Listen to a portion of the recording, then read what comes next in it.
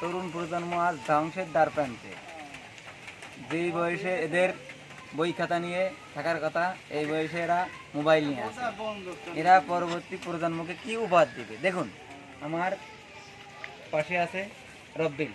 তার এখন থাকার কথা ছিল পড়ালেখার জায়গায়, পড়ার টেবিল, কিন্তু সে গেমের ভিতরে আছে। এই জাতিকে কি দেবে? মোহাম্মদ আলী সে একজন শিক্ষক, কিন্তু সে কোনো প্রতিবাদ করতেছে না। সে একজন প্রাইভেট বিদ্যালয়ের শিক্ষক।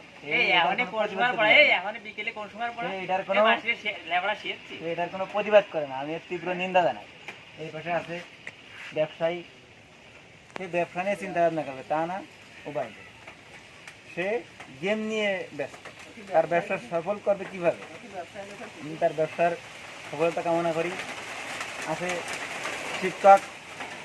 কি বলবো, জাতি গড়ার একমাত্র হাতিয়ার শিক্ষক। সেই শিক্ষকটাও আজ তরুণ প্রজন্মের মোবাইলে আসক্ত। আসলে কি বলবো, আমি ভাষা হারিয়ে ফেলেছি। আমি কি বলবো, আসলে কার কাছে বিচার চাই?